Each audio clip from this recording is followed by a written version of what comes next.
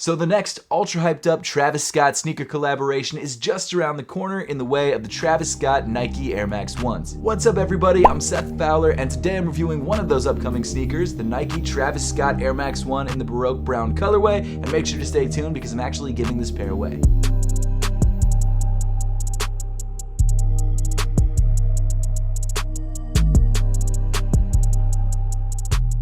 So as I'm sure a lot of you know, this sneaker and the other sneakers that made up this most recent release were all supposed to release at the end of last year. However, due to the tragic events at last year's Astroworld Festival, Nike decided to postpone the release out of respect for the families and everyone involved in the situation. And now it seems like Nike has decided to release all 4 of the sneakers in this collaboration, first on Travis Scott's website on May 20th, and then second on the Sneakers app on May 27th. And apparently the retail price for this pair of Travis Scott Nike Air Max 1s is $160. Now, as I mentioned, there are a couple of other sneakers dropping on the same day. You've got the second colorway of the Travis Scott Nike Air Max 1s, the Saturn Gold colorway, and you've also got 2 other sneakers dropping as part of this collection, and they're both Travis Scott Nike Air Trainer 1s. But from what I can tell, it seems like the Baroque Brown colorway of the Travis Scott Nike Air Max 1s will be the most popular and most coveted pair of sneakers releasing on these 2 release days, and that's why I grabbed this shoe. I couldn't grab it in my size, unfortunately. I had to grab a size 9.5 instead of a size 9, but the good news is it still fits. So as you may be able to tell, this sneaker shares the same sort of design inspiration as some previous Travis Scott collaborations, and that's the trail theme or the trail vibe. I'm not sure why Travis Scott has such an infatuation with trails and hiking and I guess camping. There's nothing wrong with that, but it's definitely interesting that he's brought this aesthetic into most of his collaborations. And while I personally think it looks dope, especially on the Baroque Brown colorway of the Travis Scott Nike Air Max 1s, but I can totally understand why some people might not be about it. But before we dive any deeper into the Air Max 1s themselves, let's first take a look at the box that they come in. So the Travis Scott Nike Air Max 1s come in a pretty plain box that's actually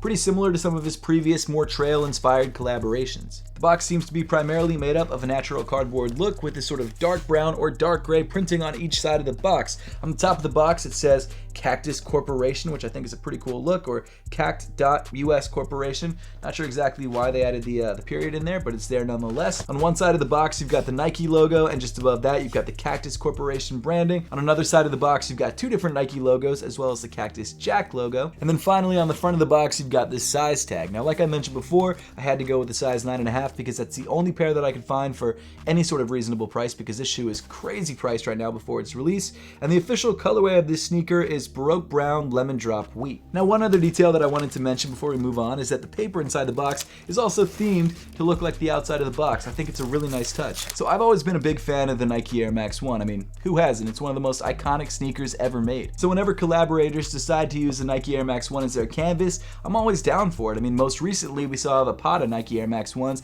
and those shoes are absolutely fire. I love them. And I've got to say, the Travis Scott Nike Air Max 1s are also very clean. In my opinion, they're not as clean as the Pada Nike Air Max 1s, that's just my own personal opinion, but these are definitely a very good look, and in my opinion, a great collaboration. But diving into the materials that make up this collaboration, around the toe of the shoe on the mudguard, you've got this dark brown nubuck. Now I'm not gonna lie, this nubuck material is not premium, it's not great nubuck. In fact, I'm not even sure if it really is nubuck, but to be honest, I still really like the way that it looks. I love the color that they used on the front of the shoe, and I feel like it brings some nice visual weight to the front of the sneaker. On the medial side of the toe, underneath the mudguard that we just talked about, you've got another piece of that same nubuck kind of peeking up over top of the toe. It's kind of a nice touch. It's a little bit different than a standard pair of Nike Air Max 1s, and I like that it gives the shoe a more utilitarian look. Then covering a majority of the toe and actually wrapping up around most of the upper of the sneaker, you've got this cream or sail colored mesh, which actually feels like it's slightly padded. I'm not sure if it's just because it's a very thick mesh or if there's actually some padding underneath, but it feels soft to the touch, which I like. It's not an incredibly breathable material though, and I think that's because of the backing that they use on the inside of the shoe,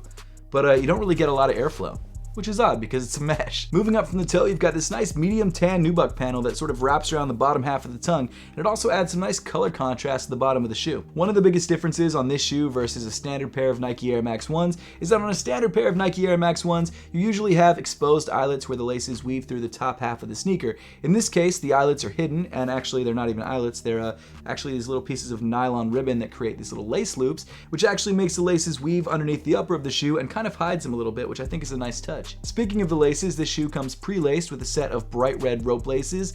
If you're not a huge fan of this aesthetic, which I think that I am, I actually think it makes the shoe look pretty nice overall, they do give you a set of dark brown laces that sort of match this nubuck panel if you decide to switch them out. Like I said though, I will probably be keeping the laces in here because both visually and literally they tie the shoe together very nicely, and I just like the way that they look. Underneath the laces, you've got this nice medium tan nubuck tongue, and at the top of the tongue, you've got the Cactus Corporation logo in this sort of 3D patch. Moving inside the sneaker, you've got this dark brown sock liner, and around the top of the ankle collar, you don't have your standard Nike Air Max 1 ankle collar, and instead, you've got this really thin piece of dark brown piping, which I'm not gonna lie, scares me a little bit because I think it might rub against my ankles, but I haven't worn this shoe enough to where it has, so it's possible that it won't.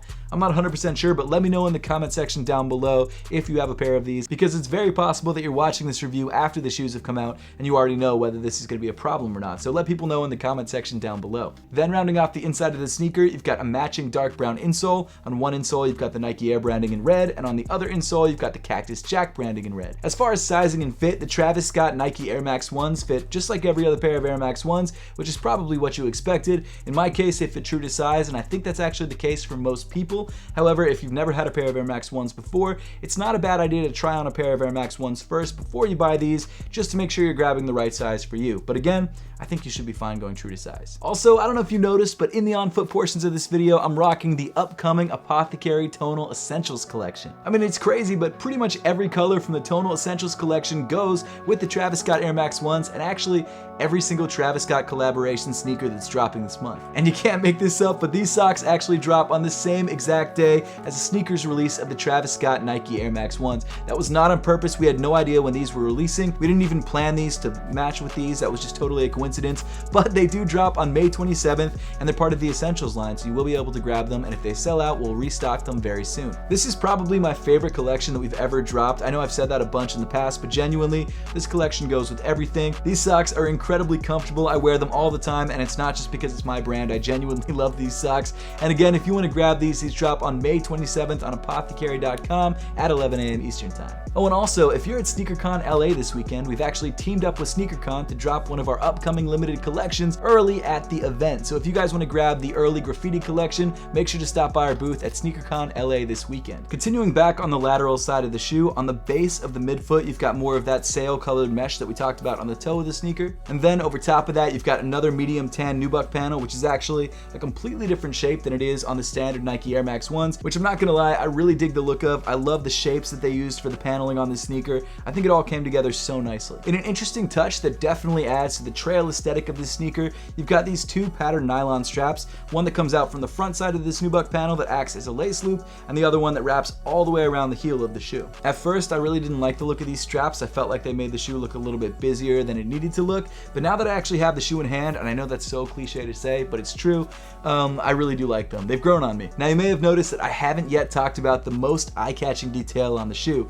and that is the signature Travis Scott backwards Nike swoosh. So just like most of Travis Scott's other Nike collaborations, you have a backwards Nike swoosh on the lateral or outside of the sneaker, and then on the medial side of the sneaker, you have a more standard Nike swoosh. In fact, in this case, it's the exact same shape and size as the standard Nike swoosh on the Air Max 1s. And you may have also noticed that the nubuck panel on the medial side of this shoe is a different shape than it is on the lateral side of the shoe. It comes in a light tan color and is more of the standard Nike Air Max 1 panel shape, and I think it's nice that they changed up either side of the sneaker. It makes the shoe look a little bit more interesting if you happen to catch someone mid-stride and you see one side of the shoe on the outside and then the other side of the shoe on the inside. It makes the shoe look a lot more unique, and I definitely dig that. But getting back to the Nike swoosh, the most interesting detail about this swoosh isn't so much that it's turned backwards, it's actually the textural treatment that's done to this Nike swoosh. When I first saw images of this swoosh online, and honestly up until I got the shoe in hand, I thought that maybe it was some heavily tumbled leather or something like that, but if you look closely at it, you'll notice that it's actually a bunch of tiny little beads sewn into the Nike swoosh itself. It's actually really crazy when you look at it up close.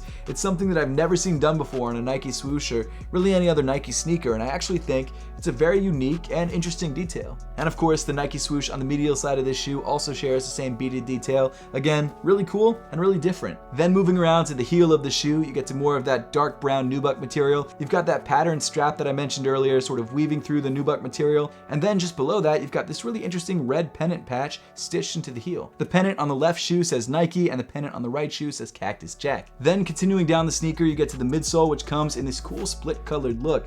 On the top half of the midsole, you've got this dark brown color, which matches the dark brown on the rest of the shoe. And then the bottom half of the midsole is painted in the sail color, which looks really clean on the sneaker. And interestingly, they decided to paint over the air bubble, which is a weird touch. It's still there. When I first saw images of this shoe, I thought that maybe they just decided to not have the air bubble and just molded it into the EVA or something like that, but nope, that's the air bubble, it's just painted over. And then finally moving to the bottom of the sneaker, you get to this dark brown rubber outsole, which actually features a lot of very cool details that differ from standard Air Max 1s. Towards the forefoot of the shoe, in between the traction nubs, you've got these cool sort of like root details or vine details, or I'm not sure exactly what they are, but they're sort of pressed into the outsole of the shoe. And then on the back half of the outsole, around the midfoot to the heel, you've actually got this tire tread traction pattern, which is super interesting, and it features the Cactus Corporation branding pressed into the heel of it, which I think makes the shoe look super unique and super cool. In fact, I love this outsole. It's so cool that they put so much thought into a detail that you're barely ever going to see.